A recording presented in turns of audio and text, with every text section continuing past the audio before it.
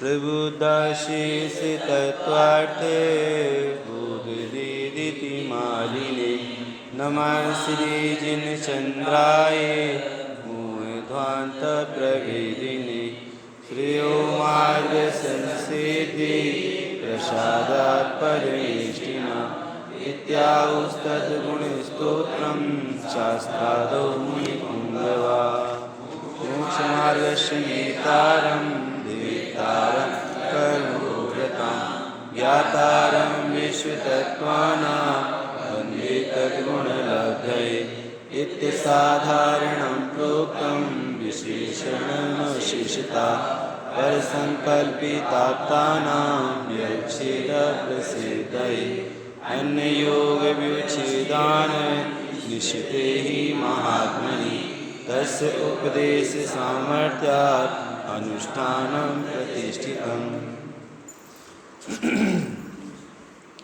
बेटी पांचों कारिका का अर्थ आपको पकड़ में आ गया था? पांचों कारिका आपको याद हो गई? ये मंगलाचरण की कारिका आपको याद होना बहुत ज़रूरी है। मंगलाचरण की कारिकाएँ आपको ये याद करनी है और बाकी और भी जो कारिकाएँ हैं वो जितनी अधिक आपको याद होगी ना आपको उतना ही ज़्यादा फायदा होगा।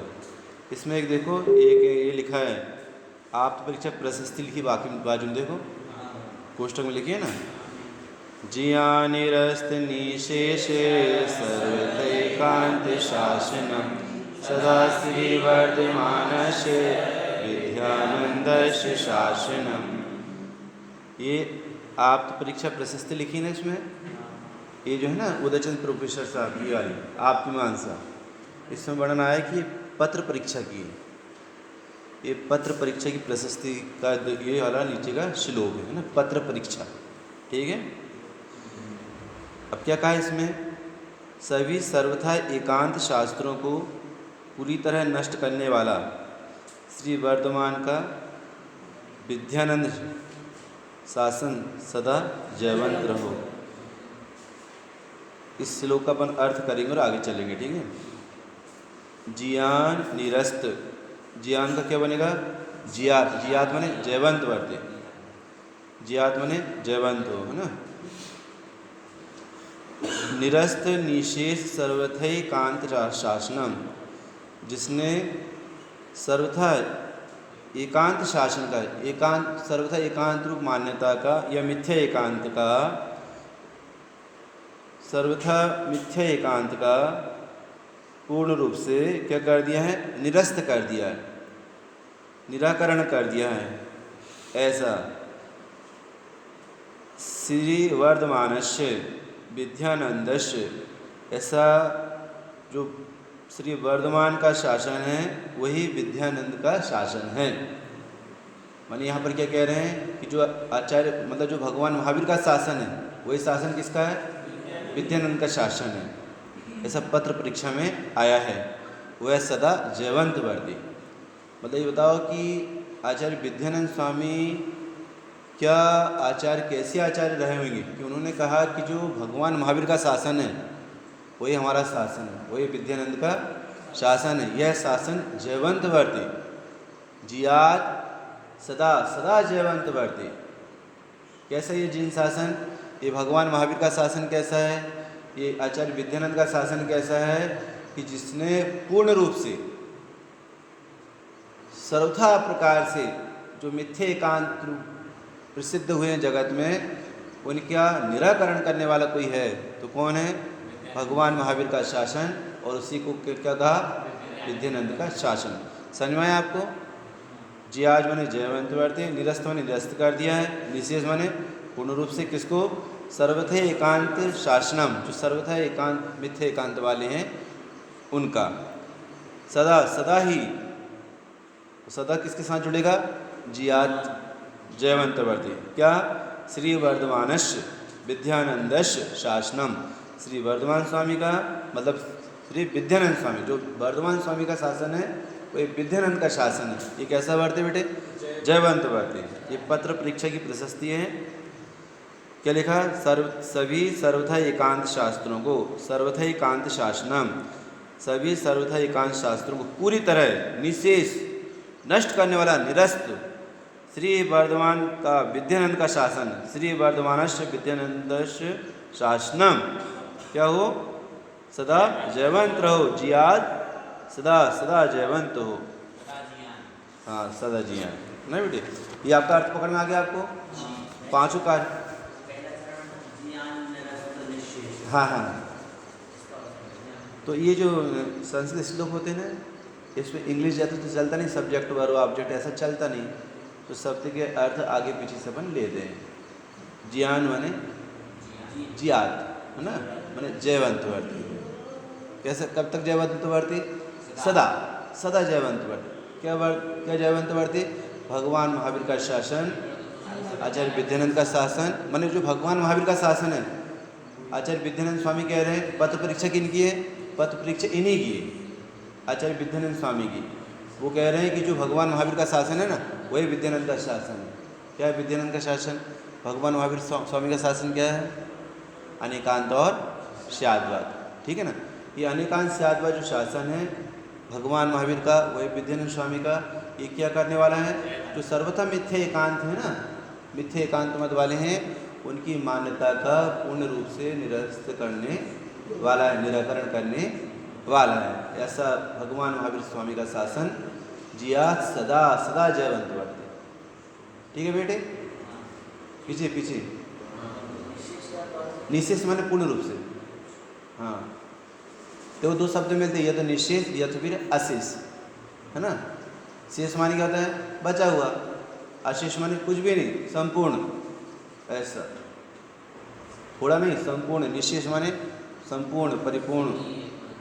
ये भगवान महावीर का शासन है, वही विद्यानंद का शासन है। ये कैसे बढ़ते, सदा जयवंत बढ़ते, क्योंकि ये मिथ्या एकांत का खंडन करने वाला है, मिथ्या एकांत का खंडन करने वाला है। ठीक है बेटे, आगे चलें। अब देखो, अब आपकी ना ईश्वर परीक्षा चालू हो रही है। यहाँ से हमने आपको प्राक कथन में कल बतलाया था ना कि कौन कौन की परीक्षा की जाएगी।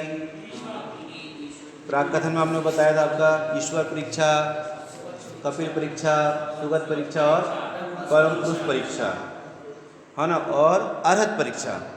इन सभी की क्या की जा रही है, परीक्षा की जा रही है। हमने आपको बताया था मीमांसा और परीक्षा में क्या अंतर है। मीमांसा और परीक्षा में क्या अंतर है।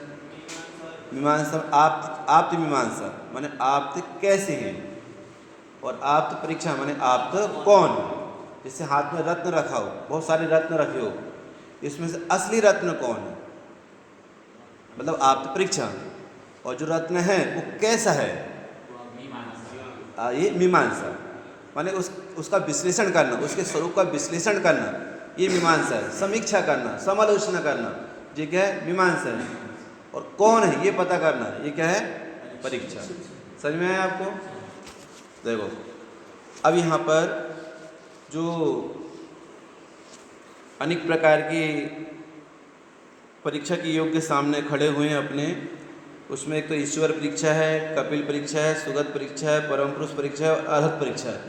इनमें ये नक्की करना अपने कि आप्त कौन है। आप्त कौन है, आप्त का मतलब क्या होता है, यो यत्र अवंचका स तत्र आप्ता। क्या हुआ, जो जहाँ अवंचक है वह वहाँ आप्त है। आप्त में कितनी विशेषता होती है, कौन कौन सी, वीतरागता, सर्वज्ञता और हितोपदेशीपना। पर यहाँ पर कारिका में कौन सा मंगलक्षण मुख्य रूप से लिया है,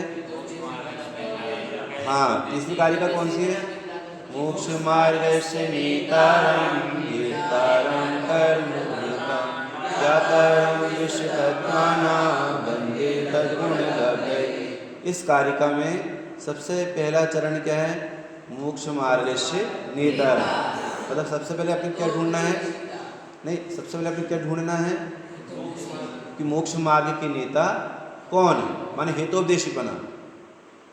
और वे कैसे होते हैं, वीतरागी होते हैं, और वे कैसे होते हैं, सर्वज्ञ होते हैं। तो ये तीन कैसे गुण हैं आप्त के, असाधारण गुण।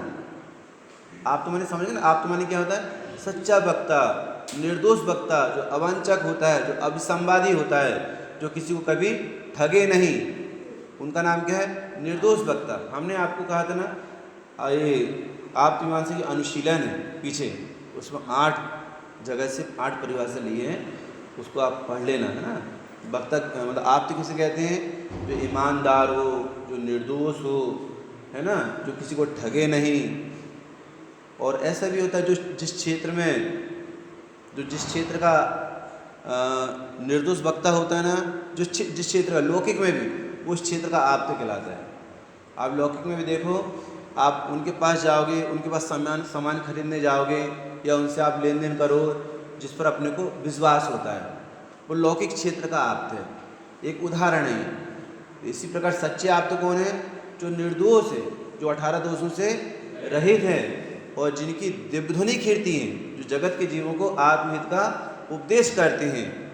ऐसे मोक्ष मार्ग के नेता, कर्म रूपी पर्वतों को भेदने वाले, विश्व के पदार्थों को जानने वाले, ऐसे 3 विशेषणों से असाधारणम विशेषणम अशिष्टः इति असाधारणम प्रोक्तम विशेषणम अशिष्टः, है ना।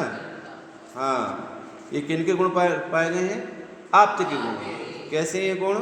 पर संकल्पित आप्तानाम व्योच्छेद प्रसिद्ध है। जो अन्य मत के द्वारा माने गए जो आप्त हैं, जो कल्पित माने गए, क्योंकि वो भी आप्त मानते हैं, उनके क्षेत्र में वो उनको आप्त मानते हैं। सांख्य किसको आप्त मानते हैं? कपिल को। योग किसको आप्त मानते हैं? पतंजलि को। अभी हम आपको बताएंगे आगे। तो उनकी मान्यता का निराकरण किया गया है इन 3 विशेषणों से। बोलो बेटे।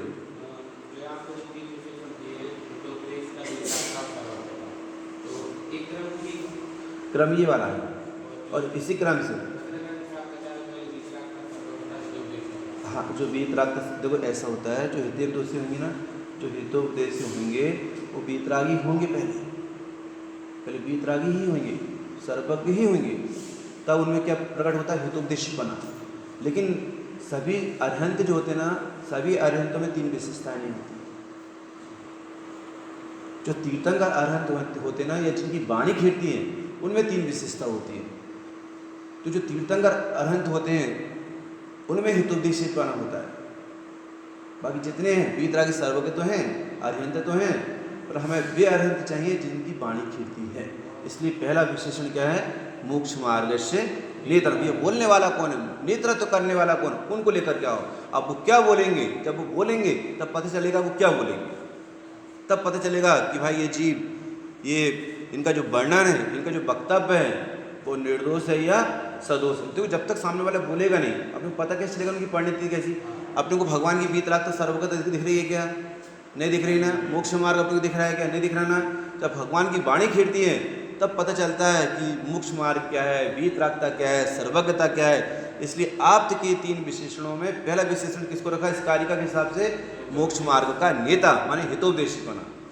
और जो हितोपदेशी होते हैं वो कौन होते हैं? वो वीतरागी होना चाहिए, माने रागद्वेष से रहित होना चाहिए, और वो अल्पज्ञ नहीं, वो सर्वज्ञ होना चाहिए। ये 3 जो विशेषण हैं, वो 3 विशेषण के लिए चौथी कारिका है। ये 3 प्रकार के जो विशेषण हैं, ये गुण असाधारण पूरी तरह से किनके पास होते हैं? अरहंत में होते हैं। तीर्थंकर अरहंत में होते हैं। और कोई सामान्य केवली में, कोई सामान्य केवली की वाणी भी खीरती है ना, ऐसा। हाँ बेटा, गंधकुटी लगती है। कोई सामान्य केवली की, उनकी वाणी भी खीरती हैं। तो जिनसे उपदेश होता है, जिनका उपदेश होता है, जिनसे अपना हित होता है, उनमें 3 विशेषताएं होती हैं। क्या क्या? हितोपदेशीपना, वीतरागता और सर्वज्ञता। अब सुनो, ये जो आप्त परीक्षा है, इसकी कसौटी एक है। क्या इसकी कसौटी? कि जिनमें इस कारिका, ये जो तीसरी कारिका लागू होगी, तीसरी कारिका कौन सी? मोक्ष मार्गस्य नेतारम। ये कारिका जिसमें लागू होगी, मतलब 3 विशेषता जिसमें लागू होगी, वही कौन होंगे? सच्चे आप्त होंगे। इस कसौटी पर इन सभी नैयायिक, वैशेषिक, कपिल, सुगत, परम पुरुष, इनके मानने वाले जितने अनुयायी हैं, उन अनुयायियों को सामने रखा गया है ना। और ये निर्णय किया गया है कि आप तो कौन? क्या कपिल के अनुयायी आप्त हैं?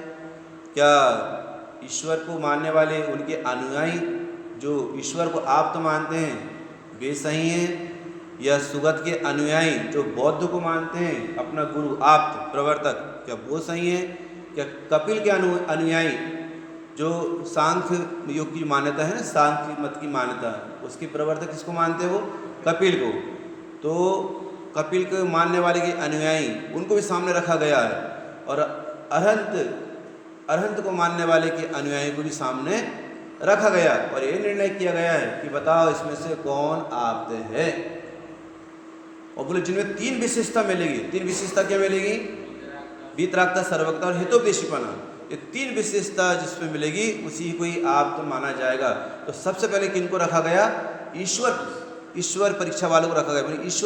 ईश्वर के अनुयायी को सामने रखा किया गया है, और सबसे पहले ईश्वर की परीक्षा की गई है। ये ईश्वर क्या होता है वो हम अभी आपको बताते हैं। देखो, सबसे पहले किनकी परीक्षा की जा रही बेटे? जैसे अपन ने एक बैठक बिठा ली, उसमें ईश्वर के अनुयायी भी है, कपिल के अनुयायी भी है, और बौद्ध के अनुयायी भी है, परम पुरुष के अनुयायी भी है, सबको बिठा ला। अरहंत के अनुयायी हैं, उनको भी बिठा ला, और सबसे बात सुनी गई कि बताओ आपकी मान्यता क्या, आप क्या विचार करते हो। और फिर उन सबकी बात सुन करके उनका निराकरण किया गया है, परमत का खंडन किया गया है, और जिनमत का मंडन किया गया है। कसौटी कितने पर कसी गई है? 3 पर। 3 पर माने वीतरागता, सर्वज्ञता और हितोपदेश। तो हर जगह अपन किसको आगे करेंगे? वीतरागता, सर्वज्ञता और हितोपदेशी को। देखो, ईश्वर परीक्षा। अब ईश्वर परीक्षा प्रारंभ करते हैं। मिल गया आपको? ईश्वर परीक्षा का दूसरा नाम महेश्वर परीक्षा भी है। बोलो, ईश्वर परीक्षा का दूसरा नाम क्या है? महेश्वर परीक्षा भी है। इस प्रकरण में नैयायिक और वैशेषिक इन दोनों दर्शनों द्वारा मान्य ईश्वर या महेश्वर के आपतत्व की परीक्षा की जाएगी। परीक्षा की कसौटी सर्वत्र यही रहेगी कि जो मोक्ष मार्ग का नेता हो, कर्म पर्वतों का भेदता हो और विश्व तत्वों का ज्ञाता हो, वही आप्त हो सकता है, इसके विपरीत नहीं। इस कसौटी पर बात की जाएगी कि मोक्ष मार्ग का नेता होना चाहिए, कर्म पर्वतों का भेदता होना चाहिए, और क्या होना चाहिए बेटे? विश्व तत्व का ज्ञाता होना चाहिए। वही कौन हो सकता है? आप्त हो सकता है। इसके विपरीत में कोई आप्त हो सकता नहीं। तो अब जितने उनको आगे किया गया ना, वो सब कहते हैं ये 3 विशेषताएं हमारे आप्त में पाई जाती है। हमारा आप्त कैसा होता है? हमारा आप्त वीतरागी भी होता है, सर्वज्ञ भी होता है, हितोपदेशी भी होता है। इसकी परीक्षा की जाएगी। बताओ कैसे होता है? कैसे होता है? इस कसौटी पर बात की जाएगी। ईश्वर परीक्षा नामक इस प्रकरण में ईश्वर के आपतत्व का निराकरण इसी आधार पर किया जाएगा कि उसमें उक्त 3 गुण सिद्ध नहीं होते, अतः उसे आप्त नहीं माना जा सकता। उक्त 3 गुण कौन से? हाँ, लेकिन आप्त के प्ररूपण सबसे पहले नाम किनका लेना? हितोपदेशीपना और वीतरागता और सर्वज्ञता, है ना। उसमें उक्त 3 गुण सिद्ध नहीं होते, अतः उसे आप्त नहीं माना जा सकता। फिर से, ईश्वर परीक्षा नामक इस प्रकरण में ईश्वर के आपतत्व का निराकरण इसी आधार पर किया जाएगा, जो अभी अपने तीसरी कारिका बतलाए ना, उसी आधार पर किया जाएगा। उसमें उक्त 3 गुण सिद्ध नहीं होते। उसमें माने इस परीक्षा में 3 गुण सिद्ध नहीं होते, अतः उसे आप्त नहीं माना जा सकता। यहाँ सर्वप्रथम नैयायिक वैशेषिक कोष्ठक में क्या लिखा? योग कहते हैं कि हमारा ईश्वर या महेश्वर तो सदाशिव है, अनादि से ही मुक्त है, कर्म रहित है, अनुपाय सिद्ध है, अतः वह कर्म भूभृत भेदता नहीं है। यद्यपि वह मोक्ष मार्ग का नेता और विश्व तत्व का ज्ञाता अवश्य है, पर उसे कर्म पर्वतों का भेदता नहीं माना जा सकता। ये उनकी भूल है। फिर से देखो, सबसे पहले षड दर्शन में किनको आगे किया है? नैयायिक और वैशेषिक। ये नैयायिक और वैशेषिक जो है ना, इनका नाम साथ में क्यों दिया बेटे? हाँ, इनका योग कहने से उसमें दोनों आ जाते हैं। योग कहने से नैयायिक और वैशेषिक आ जाते हैं, पर इनको जोड़ा रूप में क्यों रखा गया?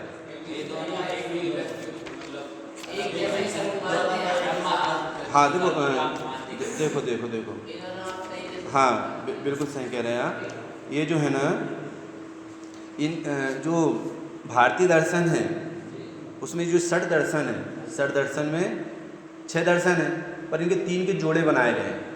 3 के जोड़े क्यों बनाए गए?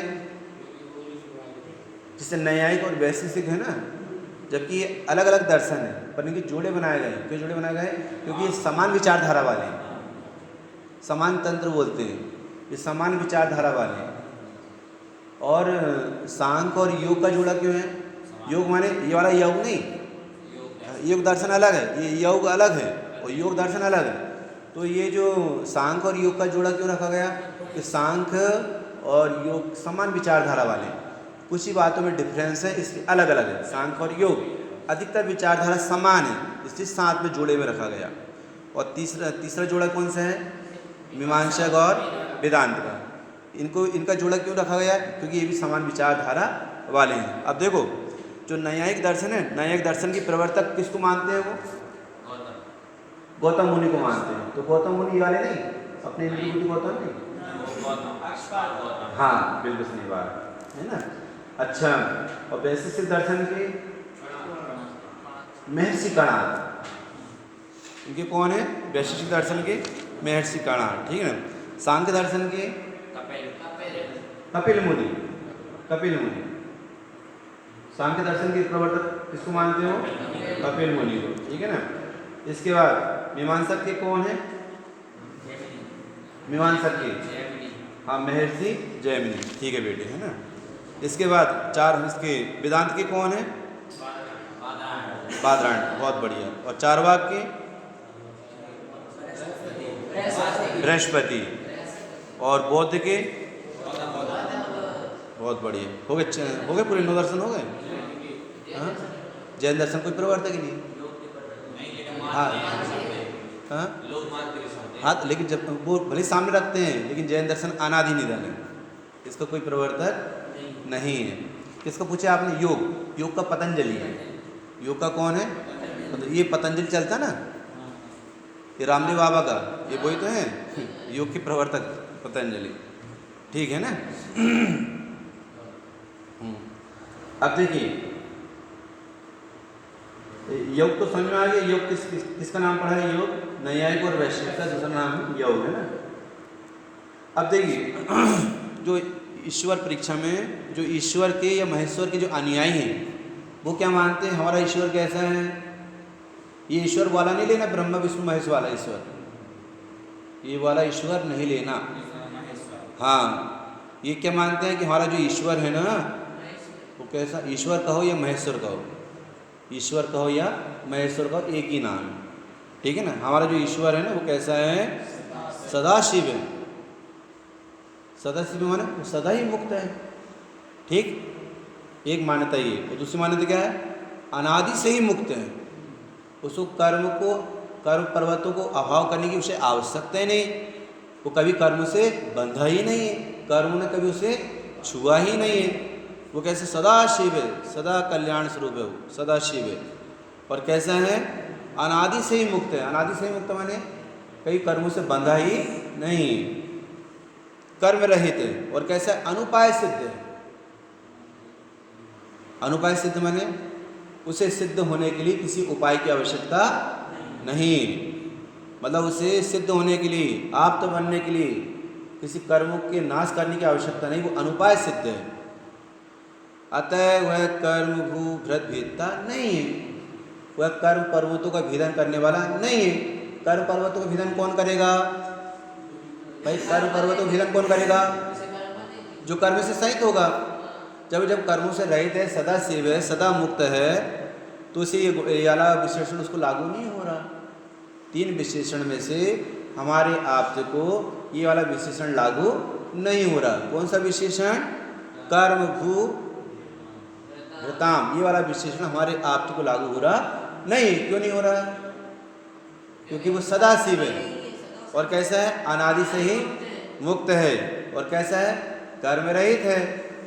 जब कर्म से रहित है तो कर्म का भेदन करेगा कौन? है कि नहीं? तो वो कैसा है? अनुपाय सिद्ध है। कैसा हमारा ईश्वर कैसा है? महेश्वर कैसा है? अनुपाय सिद्ध है। अतः वह कर्म भू भृत भेदता नहीं है। 3 विशेषण में कितने विशेषण कम हो गए?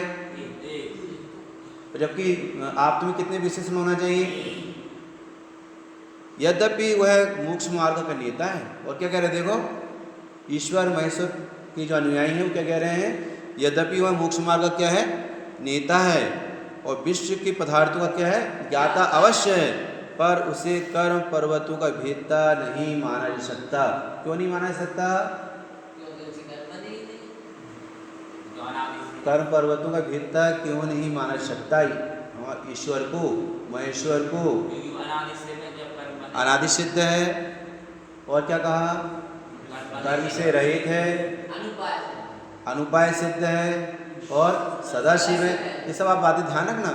वो अपने ईश्वर को क्या मानते हैं, अपने आप को क्या मानते हैं कि हमारा जो ईश्वर है वो कैसा है, सदाशिव है, और कैसा है, अनादि से ही मुक्त है, और कैसा है, कर्म से रहित है, और कैसा है, अनुपाय सिद्ध है। अतः वह कर्म पर्वतों का भेदता नहीं हो सकता, क्योंकि उसको कर्म छूते भी नहीं, कर्म उसके है ही नहीं। जिसके कर्म है वो कर्म को नाश करे। जब हमारे ईश्वर के पास कर्म है ही नहीं, इसलिए ये वाला गुण उनमें लागू होगा नहीं।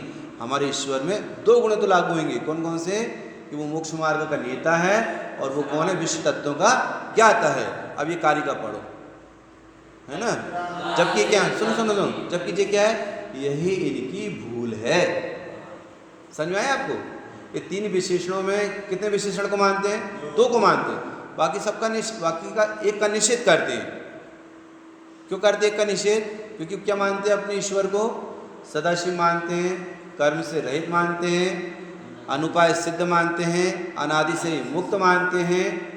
ये इनकी बहुत बड़ी भूल है। अभी छठवीं कारिका पढ़ो। तत्र सिद्धं मुनीन्द्रस्य विक्रत्वं कर्मभूव्रतां ये वदन्ति विपर्ययसात् तान् प्रत्येवं प्रचक्षमये। अर्थ, जो कौन, योग, योग अर्थात न्यायिक और वैशेषिक, यह विपरीत कहते हैं कि आप में कर्म भूभृत भीतरत्व गुण हो ही नहीं सकता। उन्हें विस्तार से समझाते हैं। देखो सातवीं कारिका भी पढ़ो। प्रसिद्धा सर्वशास्त्रज्ञ तेषां तावत् प्रमाणता सदा विध्वस्त निशेष पादका स्वसुखादिवत्। अर्थ पढ़ो, पढ़ो बेटे सभी अर्थ। नीचे योग,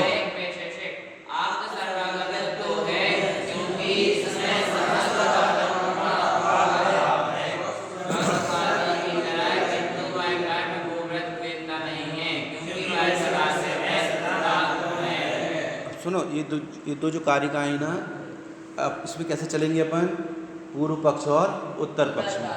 ये पक्ष कौन रख रहा है? न्यायिक और वैश्विक विश्लेषण वाले ने अपना पक्ष रखे, इसलिए दोनों कारिका काय में जाएगी, पूर्व पक्ष में। न्यायिक और वैशेषिक वालों ने ये अपना पक्ष रखे, ये दोनों कारिका काय में जाएगी, पूर्व पक्ष में। क्या कहते हैं वो? तत्र सिद्धं मुनिन्दस्य भेत्रत्वं कर्म भूभृताम् ये वदन्ति विपर्ययसात् तान् प्रत्येवं प्रचक्षमये। क्या अर्थ हुआ इसका? तत्र, यत्र तत्र शब्द आते हैं, यत्र तत्र, तत्र माने वहाँ, वहाँ माने इस प्रकरण में। तत्र माने क्या? इस प्रकरण में। असिद्ध माने सिद्ध नहीं। असिद्ध माने क्या होता है? सुनो बेटे, हाँ ध्यान कहाँ जाता है आप लोगों को? देखो ये जो है ना कारिका है ना, ये अर्थ आप सामने कर रहे हैं ना, ये अभी एक बार हो जाएगा। हमको पूरी 25 कारिका लेना है अभी पूरी 25 कारिका आपके सामने लेना है। हम सोच रहे हैं कि पहली वाली कक्षा है ना, इसमें भी हम जे ले लें और दूसरी कारिका में भी हम ये ले लें, क्योंकि फिर हमको भी जाना भी है ना। इसलिए आपने ध्यान से कारिका का अर्थ सुनो, पढ़ो बेटे। हाँ, इससे आप ध्यान से पढ़ो। हम दोनों टाइम कारिका ही ले लेते हैं, है ना बेटे। देखो अब मूल कारिका का अर्थ हम आपके सामने ले रहे हैं, ठीक है। तत्र माने क्या? वहाँ, वहाँ माने इस प्रकरण में। असिद्धम, असिद्धम माने असिद्ध माने सिद्ध नहीं। मुनिन्द्रस्य, पर पक्ष किनका ये? न्यायिक वैशेषिक। तो मुनिन्द्र का अर्थ क्या होगा? मुनिन्द्रस्य माने मुनिन्द्र के, माने ईश्वर, महेश्वर के। भेत्रत्वं कर्म भूभृताम्, मुनिन्द्रस्य ईश्वर के, भेत्रत्व कर्म भूभृताम् माने वह कर्म पर्वत का भेत्रत्व है कि नहीं? नहीं, ये बात असिद्ध है, ये सिद्ध नहीं है। कौन कह रहा? न्यायिक वैशेषिक पूर्व पक्ष वाले कह रहे हैं कि वो कर्म पर्वतों का भेदता ये बात सिद्ध नहीं होती। बोले क्यों नहीं होती? बोले सदाशिव है, अनादि से मुक्त है, कर्म से रहित है, तो ये वाला विशेषण उनको लागू नहीं होता। ये वदंती, जो ऐसा कहते हैं, जो इस प्रकार से मानते हैं, इस प्रकार से बोलते हैं, आचार्य क्या कह रहे हैं? विपर्ययसात्, वे गलत कहते हैं। क्या कहते हैं? वे गलत कहते हैं। संधि विच्छेद करो, इसका संधि विच्छेद कैसे करेंगे?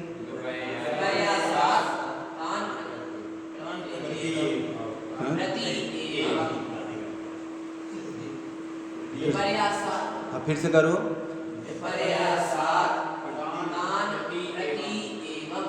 बहुत बढ़िया। विपर्ययसात् तान् प्रति एवं प्रचक्षुमहे, मतलब प्रचक्षुमहे माने क्या होता है? हम उनको समझाते हैं। हाँ, प्रचक्षुमहे माने हम उनको समझाते हैं, विस्तार से कहते हैं। ये वदंती माने कौन? ये जो कहते हैं, कौन कहते हैं? न्यायिक और वैशेषिक वाले। क्या कहते हैं? कि उनके ईश्वर के या महेश्वर के क्या सिद्ध नहीं है? कर्म पर्वतों के भेदने वाले हैं, ये सिद्ध नहीं होता है। ऐसा जो कहते हैं, ऐसा जो बोलते हैं, ये वदंती जो ऐसा बोलते हैं, वे कैसा बोलते हैं? विपर्ययसात्, विपरीत, गलत कहते हैं। तान प्रति एवं, उनका इस प्रकार से कहना क्या है? गलत है। विपर्ययसात् माने गलत है, एवं माने इस प्रकार से, तान माना उनका, प्रति माने उनके प्रति इस प्रकार से जो बोला जाता है, उन्हें हम क्या करते हैं? प्रचक्षमय माने समझाते हैं। क्या मानते हैं वो? क्या मानते हैं वो? हमारे अनादि से, हाँ, कर्म पर्वतों का भेदता यह बात सिद्ध नहीं होती। इस प्रकार से जो न्यायिक और वैशेषिक बोलते हैं ना, वे गलत कहते हैं, इस प्रकार से उनको समझाते हैं। ये नीचे अर्थ देखो। अब जो योग अर्थात न्यायिक वैशेषिक यह विपरीत बात कहते हैं कि आप में कर्म भू भृतृत्व गुण हो ही नहीं सकता, उन्हें विस्तार से समझाते हैं। ये पूर्व पक्ष की एक कारिका हुई। एक प्रकार समझो, ये 6वीं कारिका है ना, ये ईश्वर महेश्वर परीक्षा का ये हेडिंग है। माने इस कारिका को लेकर के आगे अपन बढ़ेंगे। क्या क्या उनकी मान्यता है, उनकी मान्यता सुनी जाएगी, और फिर उसकी मान्यता का निराकरण किस प्रकार से तर्क से युक्ति से करते हैं, वो सामने आपके बात आएगी। 7वीं कारिका। प्रसिद्धा सर्वशास्त्रज्ञ तेषां तावत् प्रमाणता सदा विध्वस्त निशेष बाधका स्वसुखादिवत्। अब क्या कहते हैं वो? अर्थ क्या लेगा बेटे? आप सर्व तत्व के तो है, क्योंकि इसमें समस्त बाधक प्रमाणों का अभाव है, सुख स्वसुख आदि की तरह, किंतु वह कर्म भू भृत भेदता नहीं है, क्योंकि वह सदा शिव है, सदा मुक्त है। देखो, आपको बहुत गंभीरता से समझना पड़ेगा, बहुत शांति से समझना पड़ेगा, तभी कारिका आपको पढ़ में आएगी। क्या कहा 7वीं कारिका में? प्रसिद्धा सर्वशास्त्रज्ञ, माने हमारे जितने भी शास्त्र हैं, सभी शास्त्र ये कहते हैं, उसमें ये बात प्रसिद्ध है, तेषां तावत् प्रमाणतः, और उनकी प्रमाण से भी सिद्धि। इसका मतलब है कि हमारे जो ईश्वर सदा शिव है, वो आगम से भी सिद्ध है और प्रमाण से भी सिद्ध है। समझ में आया? और उनकी जो भी प्रमाण है, प्रत्यक्ष प्रमाण, अनुमान प्रमाण, उनकी जो भी प्रमाण वो मानते हैं, है ना, तो उससे ये बात बराबर प्रसिद्ध हो रही है। क्या प्रसिद्ध हो रही? हमारे शास्त्र भी ऐसे कहते हैं, और हमारे प्रमाण से भी ये बात सिद्ध होती है कि जो ईश्वर है, महेश्वर है, वो कैसा है? सदा शिव है। कैसा है वो? सदा शिव है। विध्वस्त निशेष बाधकात्व स्वसुखादिवत। विध्वस्त माने अभाव है। विध्वस्त माने क्या होता है? अभाव। निशेष माने संपूर्ण का। संपूर्ण किसका? बाधकत्वात्, बाधक करने वाले जितने भी प्रमाण हैं, उन सभी का पूर्ण रूप से क्या है? अभाव है। किस बात में? कि हमारा ईश्वर शास्त्र से भी सिद्ध होता है कि वो है, कैसा है? कैसा हमारा ईश्वर? सदाशिव है, मोक्ष मार्ग का नेता है और विश्व तत्व का ज्ञाता है, लेकिन वह कर्म रूपी पर्वतों का भेदता नहीं है, क्योंकि वो अनादि से शुद्ध है। यह बात शास्त्र से भी सिद्ध है, यह बात प्रमाण से भी सिद्ध है। और किन प्रमाणों से सिद्ध है? जितने बाधक प्रमाण हैं उन बाधक प्रमाण का यहाँ पे अभाव है, कोई बाधक करने वाले नहीं। किस प्रकार से? क्या है? स्वसुखादि बल, जैसे आत्मा सुख का भंडार है, उसमें कोई बाधक प्रमाण नहीं। ऐसा हमारा जो ईश्वर है वो सदा शिव है, उसमें कोई बाधक प्रमाण सिद्ध नहीं होते, क्योंकि बात शास्त्र से सिद्ध है और प्रमाण से भी सिद्ध है। ऐसा कौन कह रहा है? ऐसा पूर्व पक्ष न्यायिक और वैशेषिक वाले कह रहे हैं। आपको कुछ पूछना है तो पूछो। क्या बेटे? हाँ, बहुत बढ़िया। प्रसिद्ध माने प्रसिद्ध है, सिद्ध है, सर्वशास्त्रज्ञ, सर्वशास्त्रों से, और उनकी जो भी आगम हो, क्या है वो जो वैदिक दर्शन है, वैदिक दर्शन वो वेद को प्रमाण मानते हैं, वेद को प्रमाण मानते हैं, वो वेद को ही सर्वज्ञ मानते हैं, वेद को ही सर्वज्ञ मानते हैं। इसलिए 6 वैदिक हैं और 3 अवैदिक। अब देखो 4 वाक मत तो वेद को मानते नहीं, वो तो प्रत्यक्ष प्रमाण को मानते हैं, सामने है, बस वही है, जब तक जियो सुख से जियो और कर्जा लेकर के पियो। और बौद्ध सर्वज्ञ को मानता नहीं, बौद्ध मत अनुयायी भी सर्वज्ञ को मानते नहीं। और जैन दर्शन सर्वज्ञ को कैसा नहीं मानता है? जैन दर्शन सर्वज्ञ को परकर करता धरता नहीं मानता, इसलिए इन 3 को कैसे में रखते हैं? नास्तिक में रखते हैं। इन 3 दर्शनों को कैसे में रखते हैं लोग? नास्तिक में रखते हैं, क्योंकि जैन दर्शन में अस्थि नास्तिक दोनों प्रकार से प्रोपणा है। समझ में आया? चलिए, प्रसिद्ध माने प्रसिद्ध है, सर्वशास्त्रज्ञ माने सर्वशास्त्रों से, और उनके जो भी आगम हो, जैसे बौद्धों के होते त्रिपिटक होते बौद्धों के, है कि नहीं? ऐसे इनके जो भी आगम हो, ये तो किसी प्रकार से अपनी बात रख रहे हैं। मतलब क्या बेटे?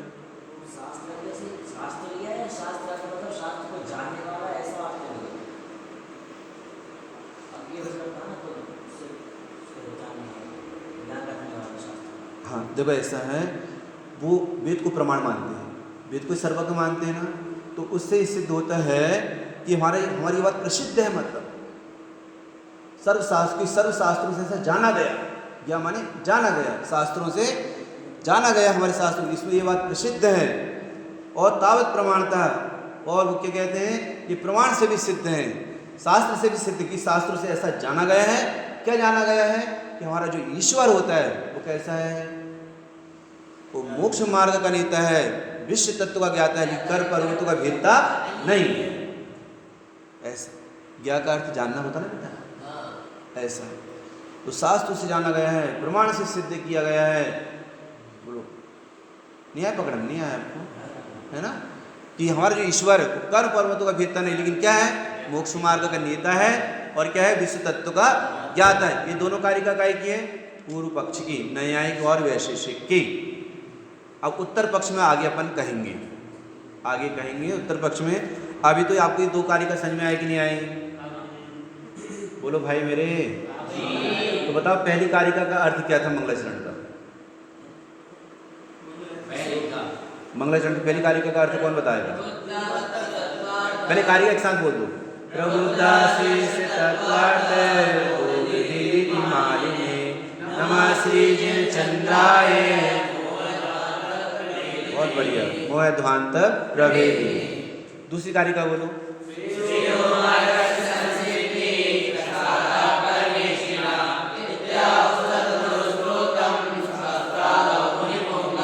दूसरी कारिका बोलो।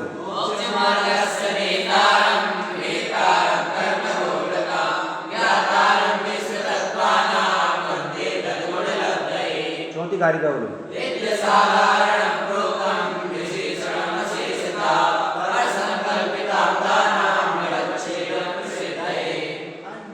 पांचवी कारिका बोलो।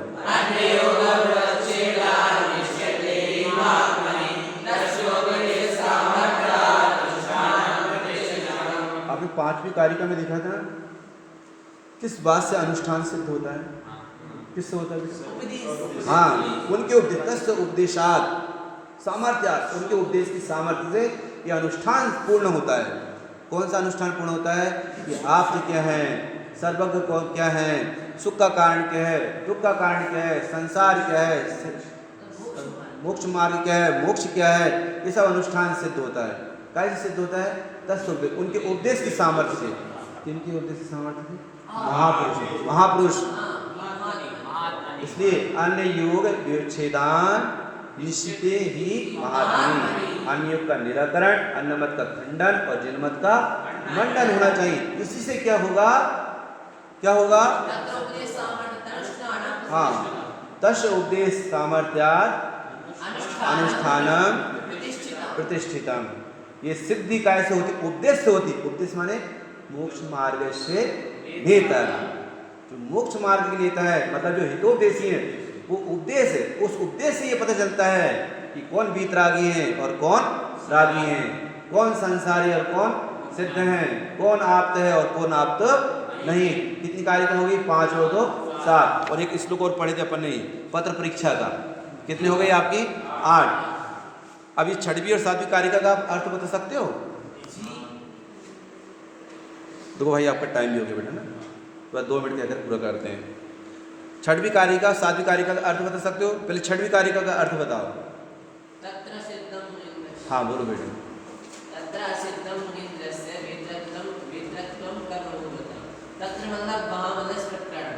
असिद्ध मतलब असिद्ध है, मतलब कि ईश्वर के वितरत्व कर्म मूलता, मतलब कर्म रूपी कर्म जो भेता है, यह जो लक्षण है कैसा असिद्ध है। मतलब कि ईश्वर के ये वदंती, मतलब ये उनका ऐसा कहना है, वे ऐसा कहते हैं तो विपर्यासात प्रति एवं, उनका है कहना विपर्यासात मतलब गलत है ना, और प्रत्यक्षमय ऐसा कहते हैं। इस प्रकार उनको विस्तार से समझाते हैं। हाँ, ये मतलब ये ईश्वर परीक्षा महेश्वर परीक्षा है ना, उसकी ये मेन कारिका है, हेडिंग है मतलब। अब यही कारिका आगे चलेगी और ये पूर्व पक्ष की है। 7वीं कारिका का अर्थ बताओ, कौन बताएगा? दूसरा बेटा बताओ बेटे।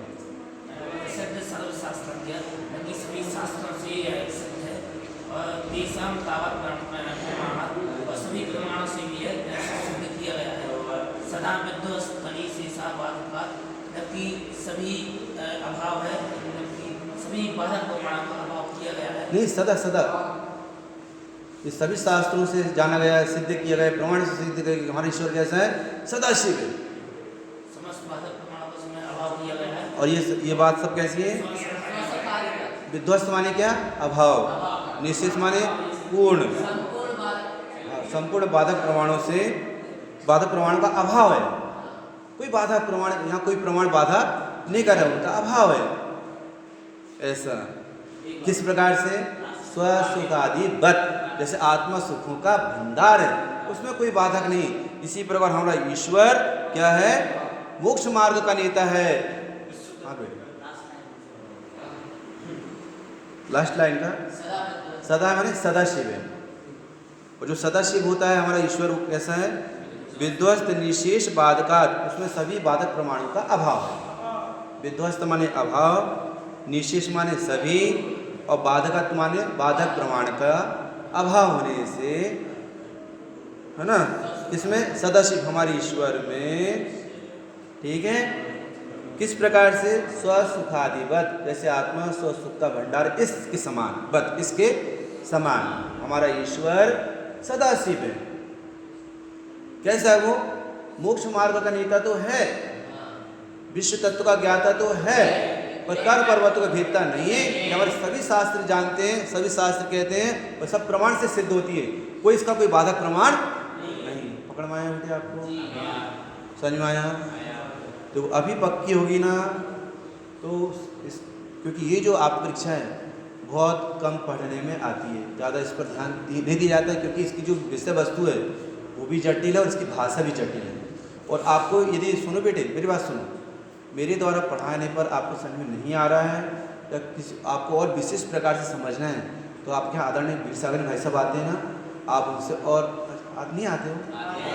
आते हैं ना, तो आप उनसे और क्लियर कर लेना कि जो भैया जी आए थे, पंडित जी आए थे, उन्होंने हमको इसका अर्थ बताए थे, इसका अर्थ आप हमें और क्लियर कर दें, आपको और बढ़िया समझ में जाएगा। उनके से वर्तमान में ऐसा कोई वक्ता है नहीं जो इतना अर्थ कर सके, इतना बढ़िया अर्थ। ये जो अर्थ हम आपके सामने कर रहे हैं ना, हमने 3 विद्वानों का सहारा लिया, तब आपके सामने अर्थ कर रहे हैं हम। तीन विद्वान कौन से? अपने पंडित अभय जी शास्त्री, ये उनका द्वारा लिखा गया, जो अभी PDF हमने आपको दी है ना, अपने वीर सागर जी भाई साहब, जो उनके द्वारा टीका की गई है। और एक आप सुने पंडित शिखर चंद जी सागर वाले, है ना, आए थे ना, तो हम आपके सामने क्या ले पा रहे हैं, ये आप परीक्षा ले पा रहे हैं बेटे 3 महीने के लिए। अच्छा चलो बेटे, है ना, सही बच्चों को हमारा जय जिनेंद्र। चलिए बेटे।